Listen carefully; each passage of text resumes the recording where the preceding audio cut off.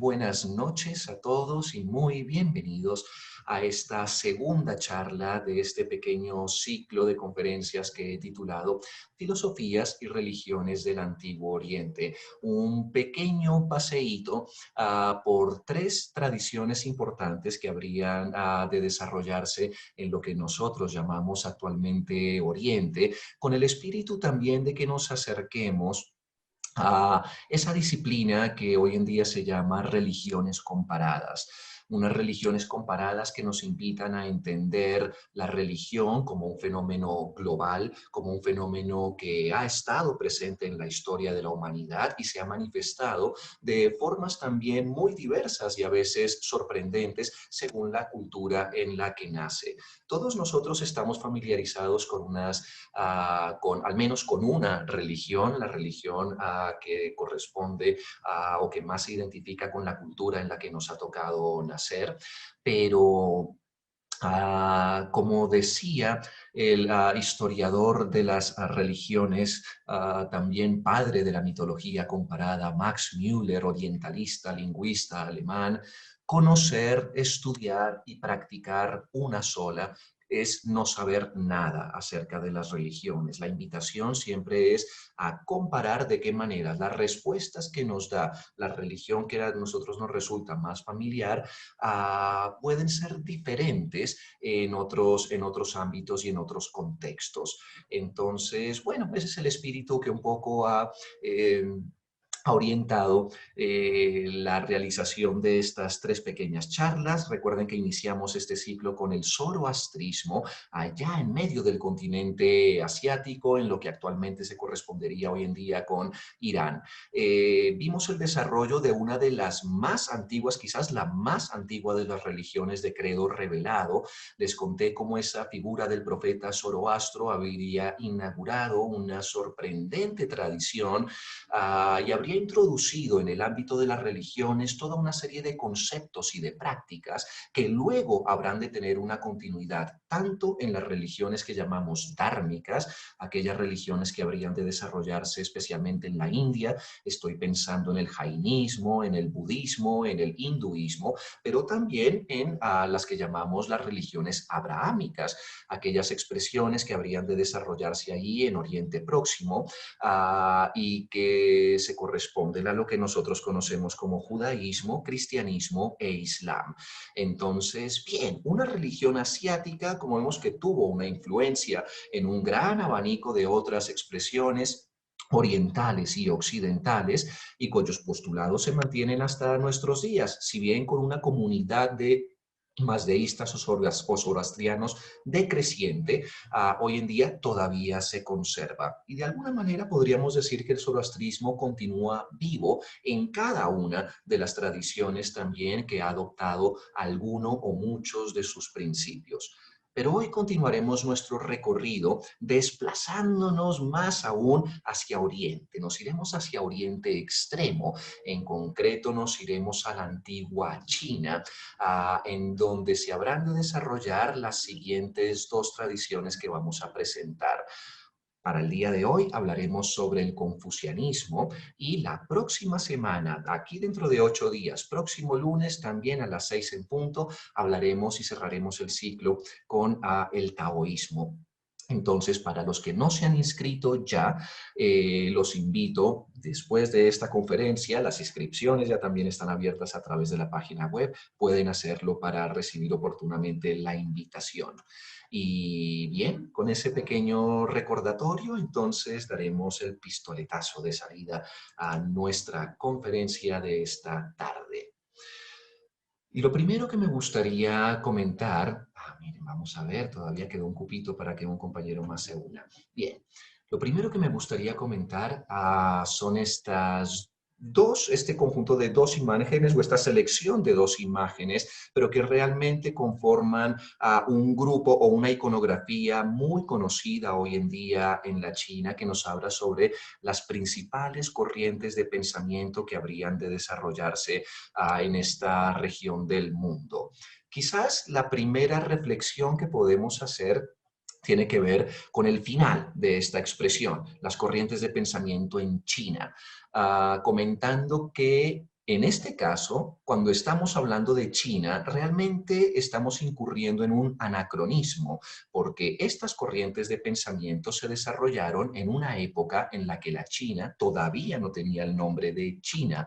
El nombre de China surgirá hacia finales del siglo III antes de Cristo, en el contexto de la dinastía que le dará nombre al país China, es la dinastía Qin. Pero resulta que estas tradiciones habrían de llegar a China al menos entre 400 y 500 años antes, cuando la China todavía no era la China, sino que era un conjunto de diferentes reinos, de diferentes feudos, a veces quedaban aglutinados bajo las primeras dinastías.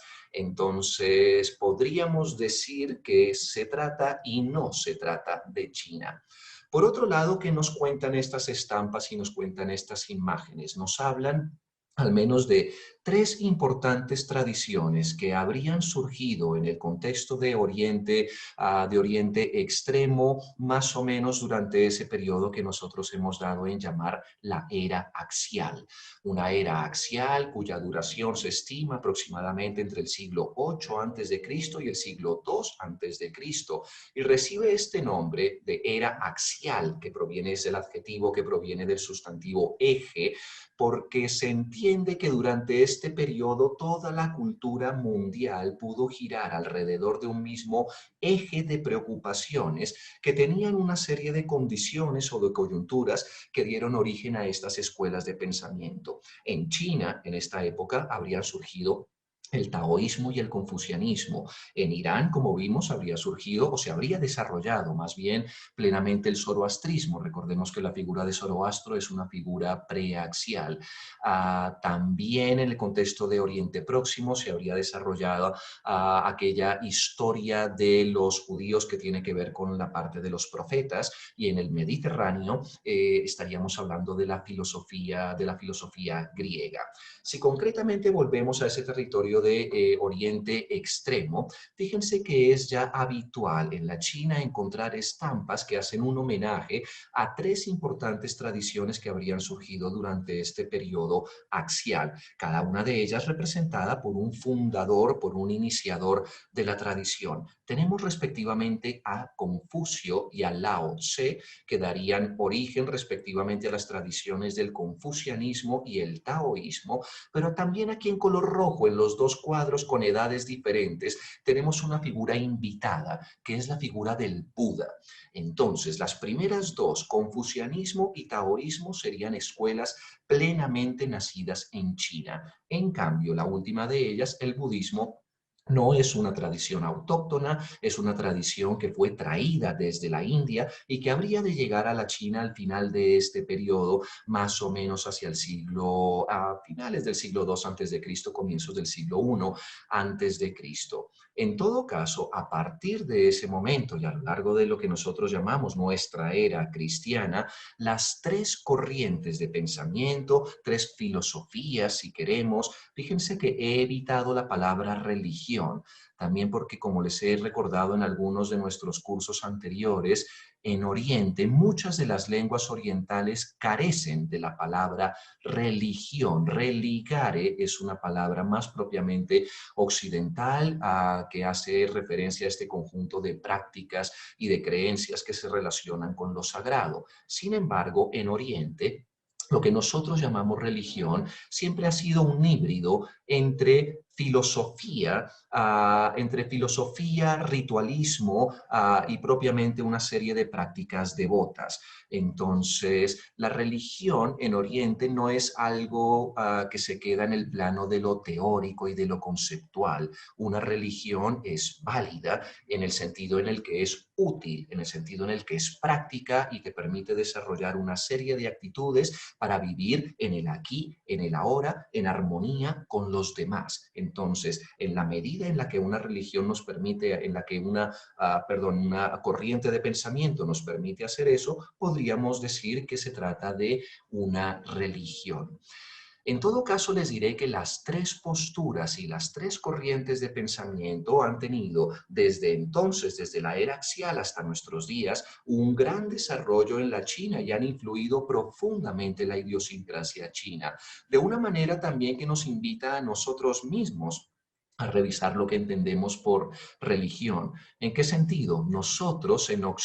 Para nosotros en Occidente resulta raro que el practicante de una religión pueda profesar también credos o prácticas de otras religiones. ¿A qué me refiero? Si uno es judío, no es cristiano. Si uno es cristiano, pero es cristiano protestante, no asume prácticas del catolicismo o no asume prácticas evangélicas. Y si uno es cristiano, ciertamente no puede ser musulmán. Las tradiciones, en cambio, en Oriente nos invitan a revisar este concepto de exclusividad, porque ninguna de estas corrientes reclamará exclusividad por parte de sus feligreses o de sus creyentes. Es perfectamente posible que una misma en el contexto de una familia en China, para algunos asuntos se sigan los preceptos que predica el confucianismo. Para ciertas ocasiones, por ejemplo, la ocasión de una enfermedad, sería natural que la familia recurra a un monje taoísta o finalmente, cuando sucede un funeral o un fallecimiento, los ritos fúnebres se hagan siguiendo la costumbre budista. Entonces, no hay ningún tipo de problema, de contradicción, ningún reclamo de exclusividad en ese sentido. Y adicionalmente a las tres corrientes de pensamiento principales que se habrían de desarrollar durante la era axial, hemos de sumar un sustrato tradicional que existía desde antes en la China y que hoy en día recibe el nombre de la religión tradicional china. Germán, ¿qué es eso de la religión tradicional china y por qué no habíamos escuchado nada al respecto? Porque si bien se trata de una de las religiones que en número de creyentes puede estar entre las mayoritarias del mundo, más o menos entre 800 millones y 1.000 millones de personas, se trata de un sistema de creencias que no está institucionalizado. Entonces, y al no estar institucionalizado ni jerarquizado, también los censos fallan para nosotros en nuestros días. Pero les diré que es un sistema de creencias común también a la gran mayoría de población china en nuestros días. Entonces, las corrientes de pensamiento en China serían el confucianismo, el taoísmo, autóctonas, la religión tradicional china que conformará esa base de valores sobre la que se fundarán estas escuelas de pensamiento, y la última y la más reciente, la más recién llegada de estas disciplinas será entonces el budismo. Esto para que veamos cuál es el contexto, cuál es el entorno un poquito, un entorno mucho más rico, una exposición mucho más abierta, ¿no? A toda una serie de influencias diversas, lo cual implica también una actitud más abierta en cuanto al pensamiento religioso en la China. ¿Qué podemos saber? ¿Hasta dónde nosotros podríamos rastrear los orígenes de este pensamiento religioso para entender cuáles son sus pilares, cuáles son sus fundamentos? Para eso tendríamos que iniciar entonces un pequeño recorrido histórico al menos para ver desde cuándo tendríamos nosotros unos registros fidedignos sobre unas primeras prácticas religiosas. Y si bien los chinos están generalmente en acuerdo en que su historia se remonta a mucho más allá de 5.000 años, es decir, hasta antes del 3.000 antes de Cristo, estos años o estas épocas se consideran como épocas míticas, épocas prehistóricas. Y cuando digo prehistóricas, recuerden que uno de los requisitos para que nosotros tengamos historia es precisamente la aparición de la escritura.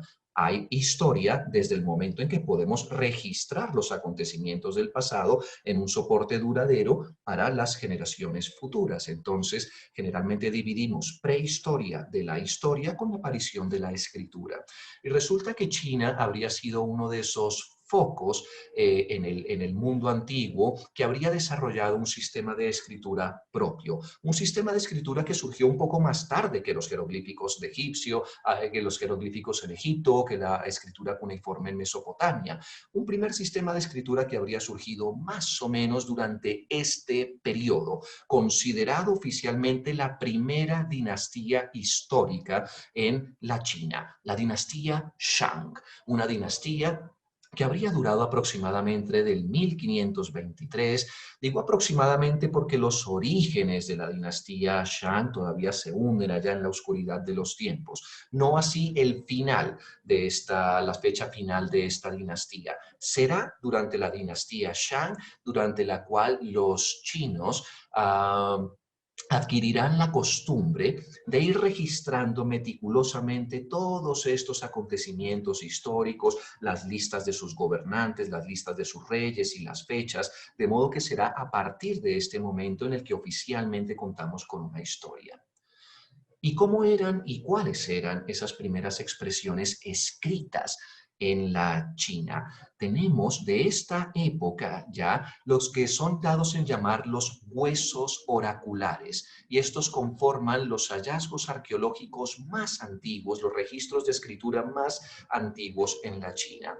Originalmente esta escritura no se plasmaba en las superficies en las que nosotros estamos acostumbrados a verlas hoy en día, es decir, en tablillas de madera, en papel de arroz o en conglomerado de seda, como fue acostumbrado en la China posteriormente, sino que teníamos esta escritura grabada en huesos, en escápulas, en caparazones de diferentes animales, y recibían el nombre de huesos oraculares porque su función era eminentemente adivinatoria.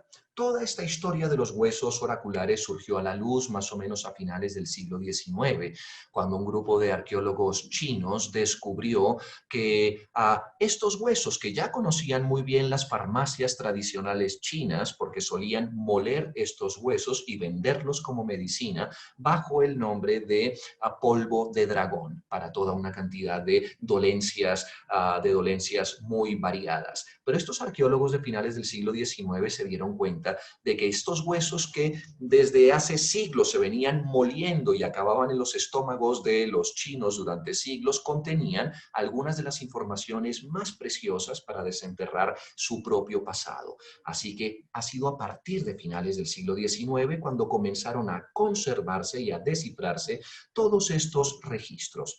¿Y qué nos dicen estos registros acerca de la dinastía Shang y sobre todo acerca de las prácticas religiosas y la concepción de lo sagrado durante este periodo? Les diré que los huesos se llaman huesos oraculares precisamente porque su función era la de participar en rituales adivinatorios. Y funcionaban aproximadamente de la siguiente manera. Las personas, especialmente los gobernantes, las familias nobles, iban a donde los adivinos, los taumaturgos, para intentar saber algo acerca de aquellas cuestiones que les preocupaban de cómo iban a suceder en el futuro. Sus preguntas se grababan en estos caracteres que luego se sometían con estos caracteres en los huesos que luego se sometían al fuego, es decir, era un ritual de lo que nosotros llamaríamos piromancia, adivinación a partir del fuego. Y estando en el fuego, estos huesos se cosían y se resquebrajaban, se rompían. En función de cómo se rompieran y de las grietas que produjeran, entonces el adivino, el chamán, hacía una lectura y la lectura del chamán era a su vez grabada nuevamente en estos huesos. Entonces les he traído algunos ejemplos de diferentes huesos de animales. En este caso es un caparazón de tortuga. Fíjense cómo encontramos las resquebrajaduras también, los grabados. Uh, y también las lecturas posteriores o las interpretaciones que se hacían a partir de estos grabados, lo cual nos dice que desde siempre hemos estado muy intrigados acerca del comportamiento del universo y acerca de lo que el futuro nos depara. Todavía hoy en día da miedo pensarlo, muchos gobernantes consultan con sus adivinos o peor aún con sus astrólogos, que es la versión moderna de esos adivinos, antes de tomar una decisión de peso, una decisión importante. ¿Será mi gobierno exitoso? ¿Cómo serán las próximas cosechas? ¿Será que mis hijos van a vivir mucho tiempo? ¿Será que tendré una gran progenie? Etcétera. Todo este tipo de preguntas que han sido habituales a lo largo de la historia de la humanidad es la que los chinos habrían plasmado durante este periodo de la dinastía Shang aquí en sus huesos oraculares. Pero los huesos oraculares también nos hablan, o el registro de estos huesos oraculares, también nos habla acerca de cómo era la aproximación a la concepción de lo sagrado que podía haber en China entre los años 1500 y 1000 antes de Cristo. Vemos la consolidación de una serie de valores, de ideas, de actitudes que habrán de tener una continuidad a lo largo de la historia china, muchas de ellas hasta nuestros días. ¿Qué nos dicen los huesos oraculares de la dinastía Shang? Nos dicen que ya durante este periodo se habría establecido la llamada Trinidad Cósmica China. Quise encontrar una diapositiva en español, no la encontré, perdonarán en inglés, pero de todas formas procedo a explicar cuál es esta trilogía o esta Trinidad Cósmica de la antigua China. Lo que sorprende aquí primero es que las instancias del cielo, Tian, y la tierra, Di, no se encuentran separadas del resto del universo. Fíjense que otras cosmogonías, como la que vimos la clase pasada en el zoroastrismo, solían separar los cielos, las aguas, la tierra. Aquí, en cambio, en estas cosmogonías nos encontramos con que cielo y tierra forman parte del mismo universo. El cielo, por supuesto, es el lugar en donde habitan los dioses, pero unos dioses que en el contexto chino tienen un comportamiento muy diferente al que nosotros conocemos. Son unos dioses que se organizan como una corte imperial, a imagen y semejanza que la corte imperial en la tierra, pero son dioses que están totalmente desentendidos de la vida humana. Son dioses con los que los hombres no se comunican, son dioses que no se preocupan por el devenir humano y que mucho menos están esperando hacernos ningún tipo de favor a cambio de ofrendas. Tienen su propia burocracia celestial, están allá arriba muy poco preocupados por los asuntos humanos. Incluso llega a haber un alto dios en este cielo original que luego desaparecerá de la historia china llamado Shangdi, que sería como el principal dios dentro de este panteón. Y de la misma manera tenemos la esfera de la tierra, Di. Generalmente también Tian es representado con un círculo, es la simbología del cielo, y la tierra es representada con un cuadrado.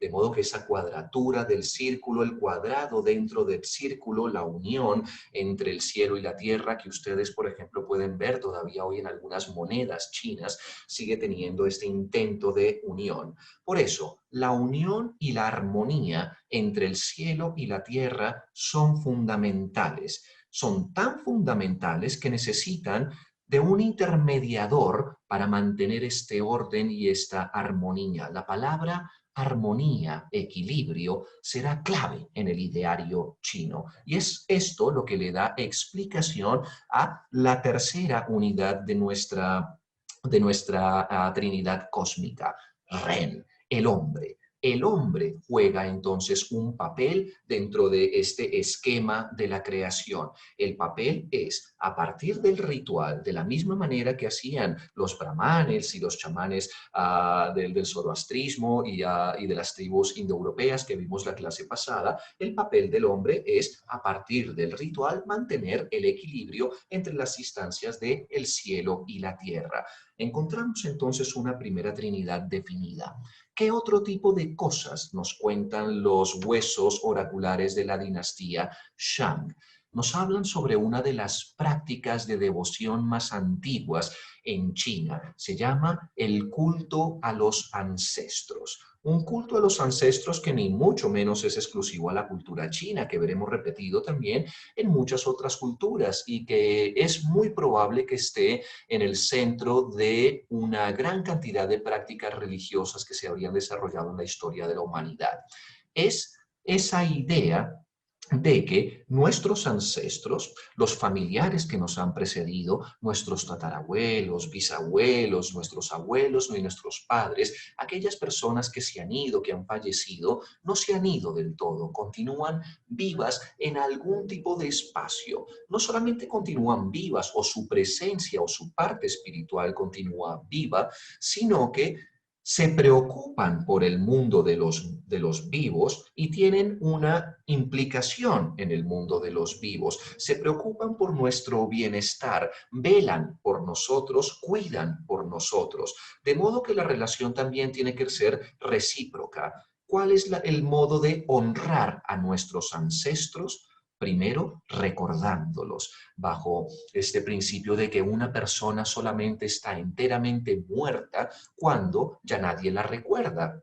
Quizás algunos de ustedes tengan presente esa película animada reciente, Coco, ¿no? Que habla del Día de los Muertos, de la celebración del Día de los Muertos en México. Es algo muy parecido. Ese es un culto, el Día de los Muertos en México es un culto a los ancestros. Y como les digo, es un culto que se ha dado en todos los continentes del mundo, en todas las épocas, en diversas tradiciones. Entonces, los ancestros cuidan por nosotros. La manera de llamarlos es recordándolos, haciéndoles un homenaje y también haciéndoles diferentes ofrendas. Todavía hoy este culto a los ancestros hace parte medular de la idiosincrasia china y está muy arraigado en esta expresión que yo les comenté que se llama la religión tradicional china. Es decir, si hay un aspecto medular en esa religión tradicional china, es precisamente la cuestión del culto a los ancestros. Se hace ofrendas a los ancestros y recibimos cosas a cambio y rememoramos y recordamos y aquellas personas que se han ido continúan presentes en nuestro día a día. De la misma manera que existen los ancestros, también los huesos de oraculares de la dinastía Shang nos hablan de otro tipo de entidades espirituales menos cordiales y menos amables. Eran los fantasmas, los demonios y los espíritus. ¿Qué hacen estas entidades? O más bien, ¿quiénes eran? ¿De dónde habían surgido? Son precisamente los espíritus, los fantasmas o las almas de aquellas personas que no recibieron el ritual fúnebre adecuado. Entonces, así como los ancestros velan por nosotros y obran correctamente y nos ayudan con sus favores, los fantasmas y los espíritus, en cambio, están todo el tiempo al acecho intentando atacarnos, entorpecernos la vida. Son los responsables de las pequeñas desgracias y de las grandes catástrofes también al mismo tiempo. Aquellas personas a las que no se les hizo el ritual fúnebre adecuado se quedan de alguna manera molestando en el mundo. Les diré que hace poco, la semana pasada, en Al Jazeera, vi un documental sobre la famosa masacre de Bojayá aquí en el Chocó. Y lo que contaba uno de sus habitantes, su gran preocupación inmediatamente después de la masacre, la gran preocupación de los habitantes de Bojayá después de la masacre es que habían tenido que huir corriendo del pueblo sin haber dado un correcto enterramiento y un ritual debido a sus muertos. Y para ellos eso también, muy atado a las religiones africanas, significaba que sus muertos iban a convertirse en fantasmas, en demonios, en entidades molestas, ¿no? De alguna manera hasta que se les dé el ritual adecuado.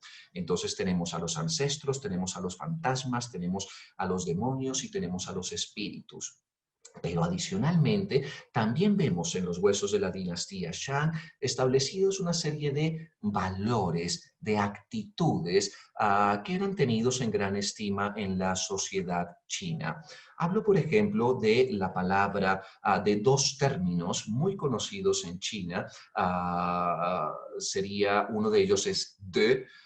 De significa algo así como virtud o el comportamiento virtuoso, el comportamiento correcto, la acción propia en el momento justo, la acción que es equilibrada, la acción que es compasiva, la acción que está orientada por la benevolencia.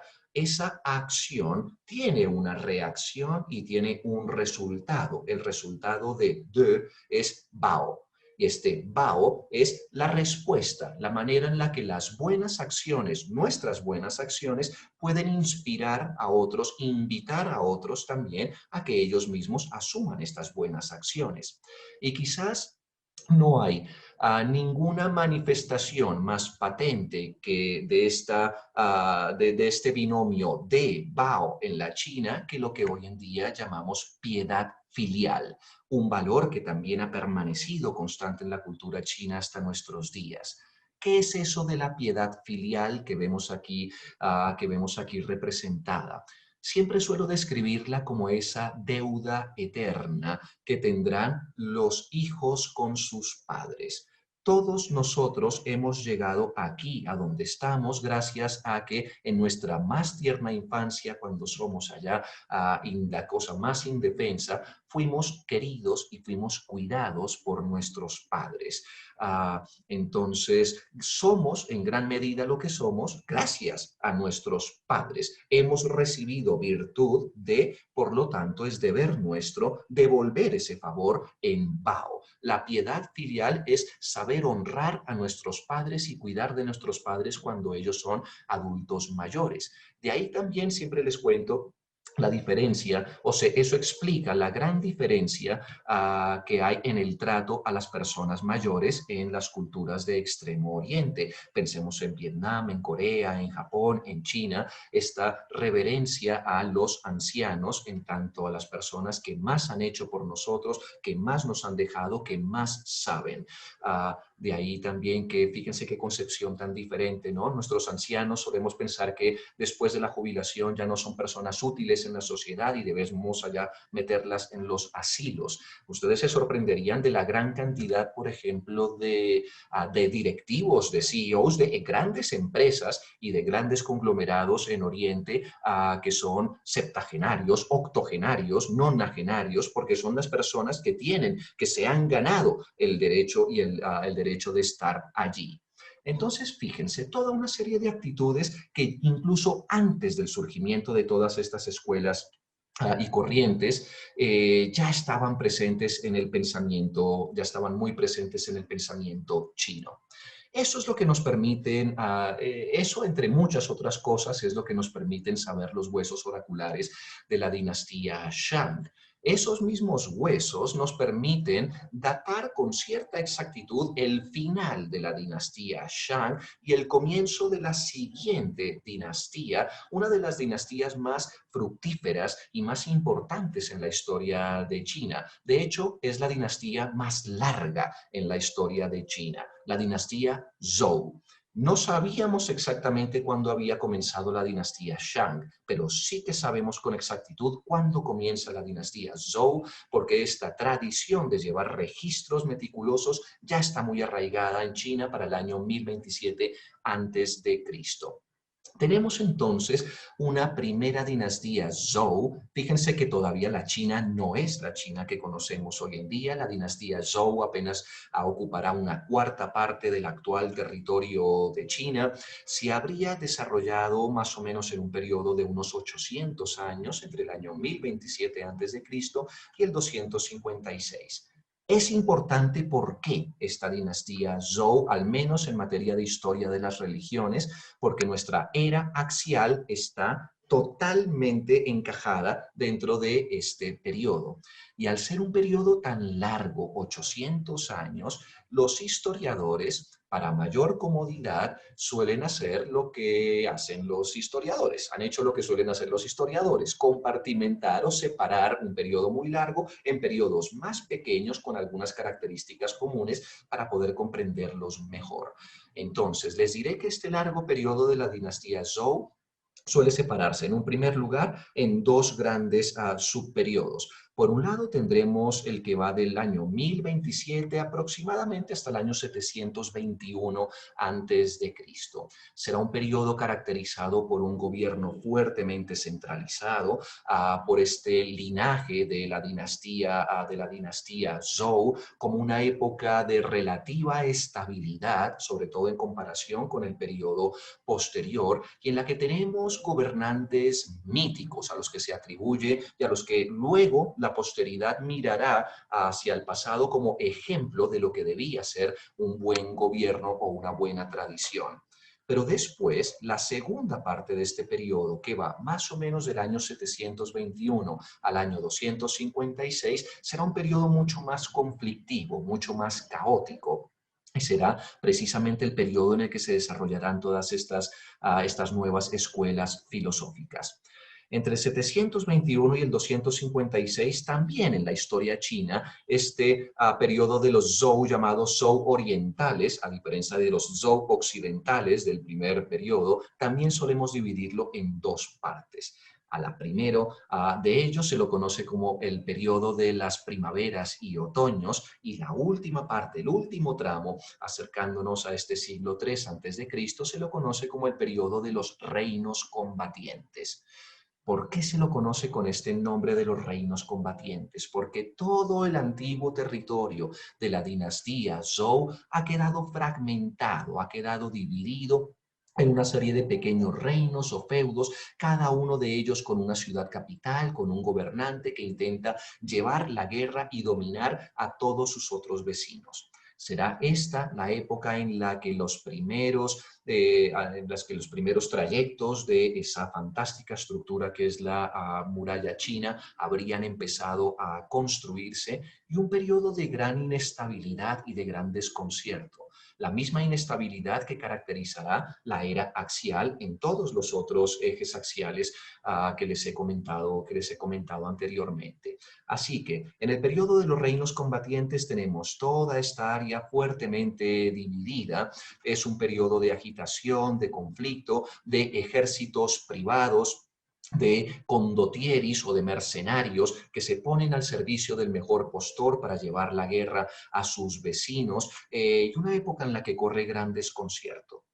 Paradójicamente, son estas épocas de gran agitación política, económica, militar, las que también dan origen a una enorme fertilidad intelectual. Les diré que esta época de los reinos combatientes, desde el punto de vista intelectual, es conocida también con el nombre de el periodo de las 100 escuelas. Realmente no nos consta que haya habido 100 escuelas, y seguramente sea una exageración literaria e histórica, pero nos consta que al menos 5 escuelas diferentes de pensamiento se habrían desarrollado en ese último tramo, y entre esas 5 escuelas, 2 de ellas habrían de sobrevivir para la posteridad. Serán el confucianismo y el taoísmo. Así que será este exactamente el contexto en el que veremos que saldrá y que surgirá la figura de Confucio.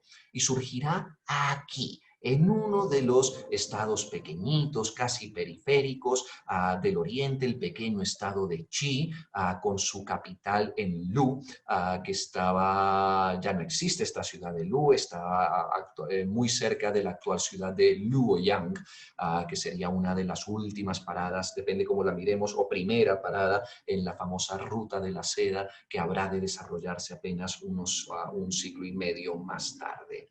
Este es el contexto entonces, dinastía Zhou. Ya estamos plenamente ubicados en un contexto temporal, sobre todo el periodo de los Zhou, que llamaremos Zhou orientales, es decir, estamos entre los años del 721 a.C.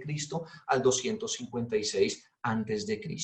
Ojalá puedan retener un poquito también estas fechas, que serán importantes para la contextualización del taoísmo la próxima clase.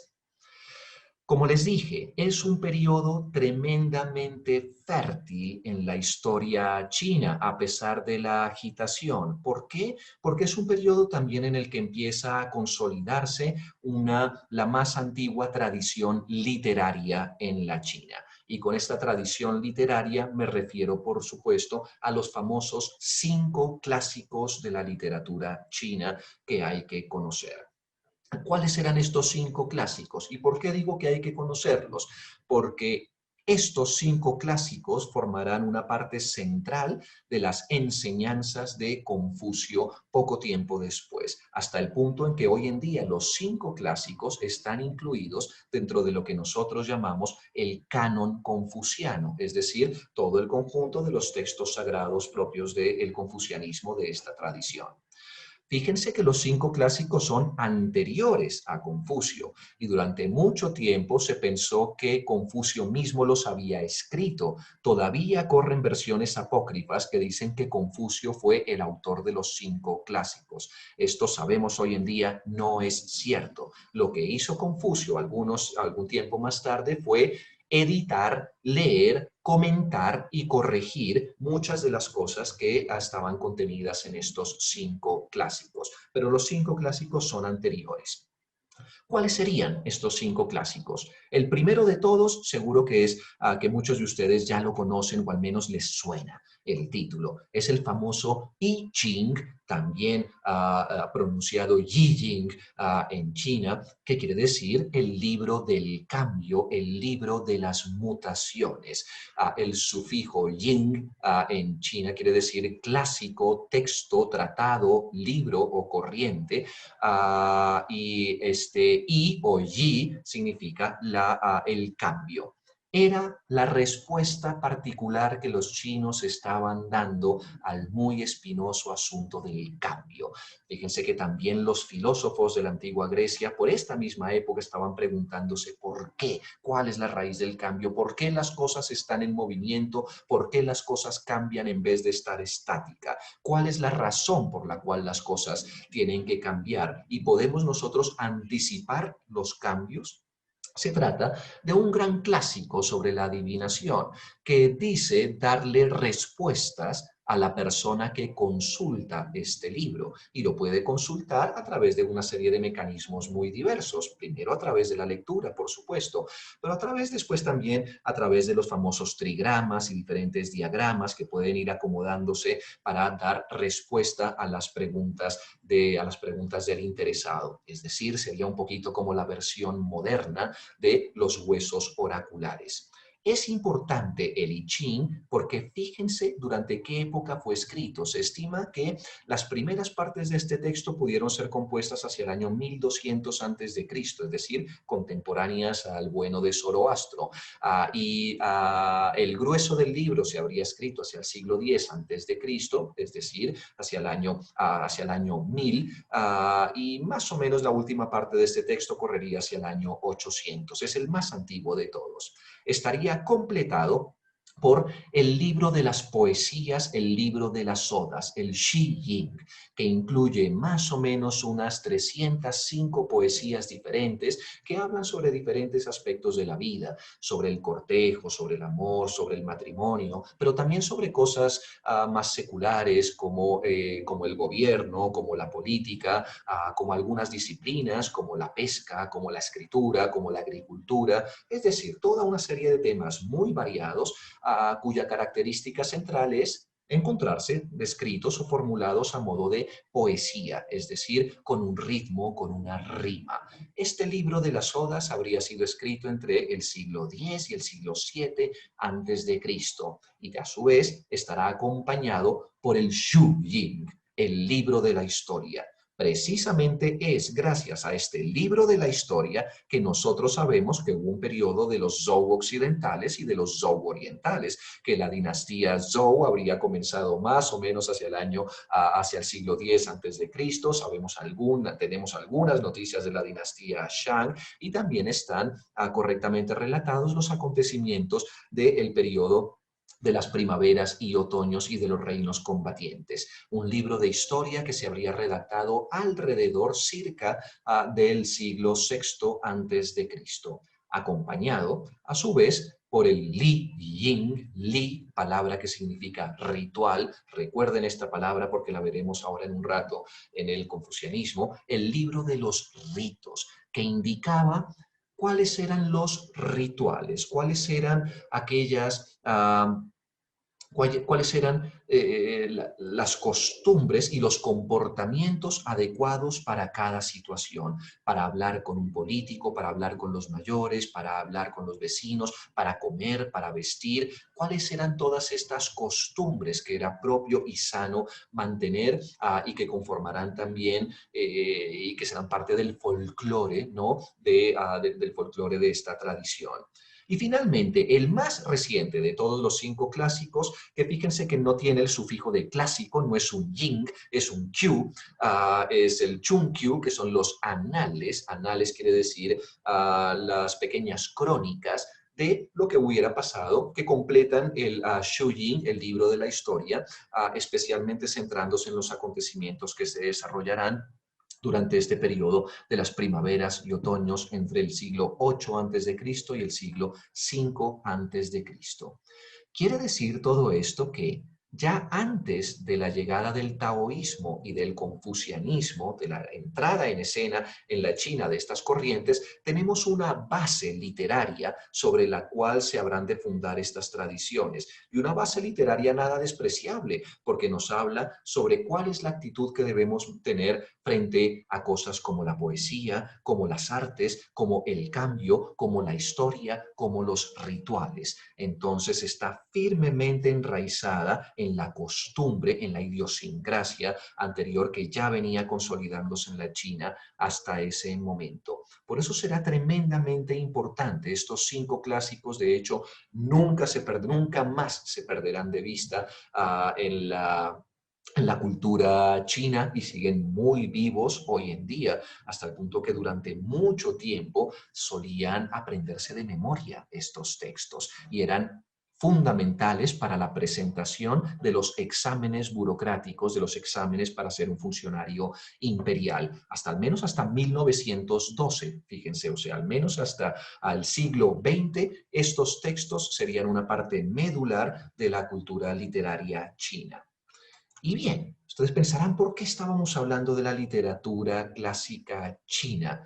Es que sin la literatura clásica china nos resultaría absolutamente imposible entender a la figura de Kongzi, de el maestro Kong. ¿Perdón?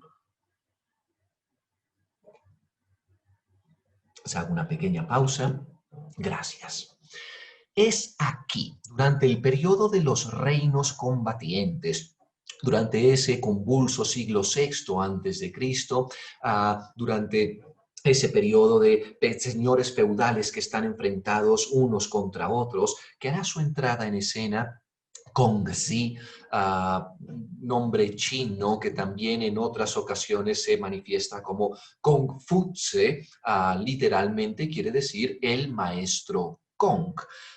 Un Kongfutse que luego adquirió una forma latinizada, sobre todo cuando los primeros misioneros jesuitas llegarán a la China y latinizarán el nombre como Confucio o Confucius, ¿no? Que al final terminará adquiriendo la forma castellana de Confucio. Así que su similitud con la palabra o con la confusión o con el verbo confundir es simplemente casual, es una coincidencia fonética, no tienen nada que ver.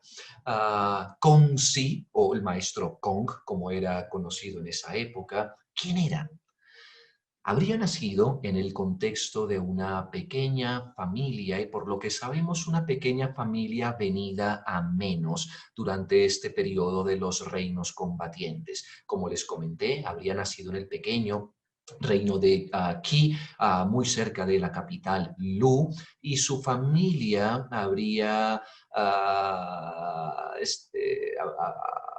se habría visto afectada durante los primeros años de la vida de Confucio, precisamente por la temprana muerte del padre. Se ve que el padre de Confucio murió más o menos cuando el maestro Kong tendría unos 3 o 4 años de edad, lo cual dejó a su madre en duros aprietos. No obstante, la madre hizo sus mejores esfuerzos por procurar darle la mejor educación de la época a su hijo.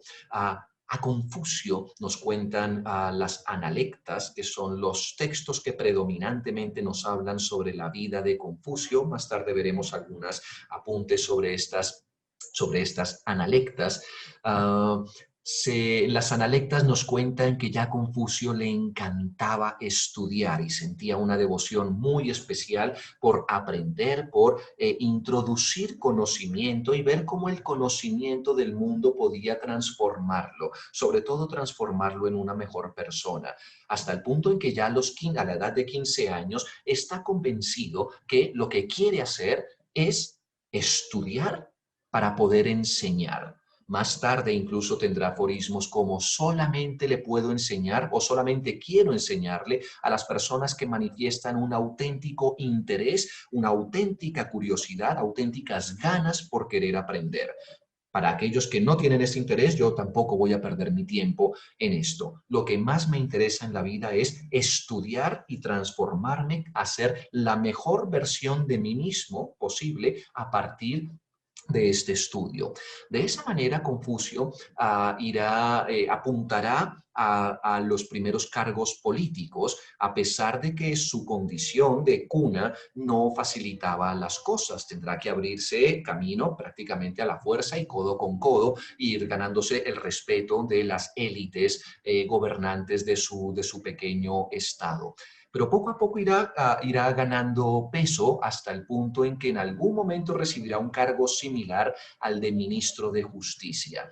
Pero a lo largo de su primera carrera política, más o menos entre los 30 y los 50 años, nunca dejarán de ponerle obstáculos, de hacerle la zancadilla, de ponerle el palo en la rueda a sus adversarios para desprestigiarlo y para sacarlo del mapa, hasta el punto en el que ya muy cansado, a la edad de 50 años, se da cuenta de que esta lucha por los puestos de poder y de reconocimiento es una lucha inútil, que lo que realmente importa es el mantenimiento de los valores cívicos que permitirán el funcionamiento de su ciudad, y para eso él tiene que apuntar a la educación de los gobernantes. También les contaré como dato curioso que era muy aficionado a las artes, le gustaba por supuesto la literatura, se había consagrado totalmente. Cuando él hablaba de estudio, especialmente estaba hablando del estudio de los 5 clásicos, dominar los 5 clásicos. A menudo nos cuentan las analectas de Confucio que Confucio soñaba con el legendario duque de Zhou, es decir, con aquel mítico gobernante que en el periodo anterior habría logrado establecer la paz, el orden y la estabilidad en la dinastía Zhou, y lo habría logrado hacer a través de un ejercicio del poder que era totalmente virtuoso.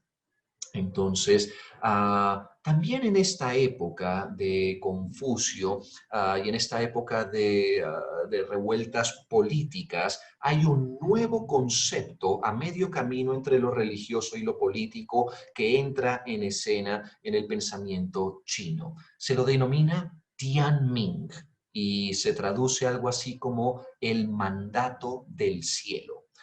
¿Qué es el mandato del cielo? El cielo no es propiamente un dios, no es una entidad y mucho menos una entidad antropomórfica. En todo caso, el cielo es una especie de entidad divina que se preocupa por el comportamiento moral de las personas, especialmente por el comportamiento de los gobernantes. Y es solamente debido al mandato del cielo que un gobernante tiene el derecho de gobernar. Es algo muy parecido a lo que luego durante la Europa medieval nosotros conoceremos como el derecho divino. Cuando la gente se pregunta, ¿y quién le ha dado el derecho a nuestros reyes de ser reyes y de gobernarse a sí mismos y quién ha puesto a los gobernantes en ese lugar y a nosotros como súbditos? Pues los ha puesto Dios. Sería la versión china del derecho divino, el mandato de Dios, con la particularidad de que el mandato de Dios favorece a aquellos gobernantes que son virtuosos, que son éticos, que gobiernan según los buenos principios y que traen paz y prosperidad para su pueblo. En el momento en el que hay conflicto y un gobernante comienza a comportarse de forma no virtuosa, entonces la creencia era que el mandato del cielo le retira su favor para dárselo a una persona que sea capaz de gobernar virtuosamente. Precisamente ese concepto del mandato del cielo era utilizado frecuentemente como excusa para derrocar a los diferentes gobernantes, reyesuelos, señores feudales que iban haciéndose cargo de cada una de estas divisiones. Había una guerra por el poder y una guerra por tener el favor de Tianming, de el mandato del cielo. Y a Confucio le preocupaba especialmente poder explicar el funcionamiento de este mandato del cielo, de este Tianmin, de cómo un gobernante finalmente se ganaba el derecho legítimo a poder gobernar y también de poder conservar ese poder el mayor tiempo posible. Con ese espíritu y cansado del ambiente y de la atmósfera política tan viciada que había visto en su pequeño estado, se nos cuenta que a la edad de 50 años se irá al exilio junto con sus alumnos, con una serie de seguidores, y según la versión cinematográfica de la historia, porque hay una película de Confucio que les recomendaré ahora al final, según la versión cinematográfica, no las analectas también abandonará a su esposa y a su hija para iniciar una peregrinación por todos los diferentes estados o reinos combatientes en búsqueda de un gobernante que tenga la valentía de asumir las enseñanzas, de escuchar, asumir, implementar las enseñanzas de Confucio para el buen gobierno. Confucio irá entonces de corte en corte, de palacio en palacio, seguido de sus discípulos, seguido de sus alumnos, peregrinando más o menos desde la edad de los 50 años hasta que después de toda una serie de peripecias y aventuras, casi después de los 70 años, regresará allá a su Lu natal para reencontrarse con su añorada esposa y con su hija y finalmente fallecer, dedicando sus últimos días a hacer comentarios, ediciones sobre sus enseñanzas y sobre sus propias obras. ¿Cuáles serán estas enseñanzas, estas reflexiones, esas actitudes, estos valores? Son los que veremos ahora inmediatamente después de la pausa.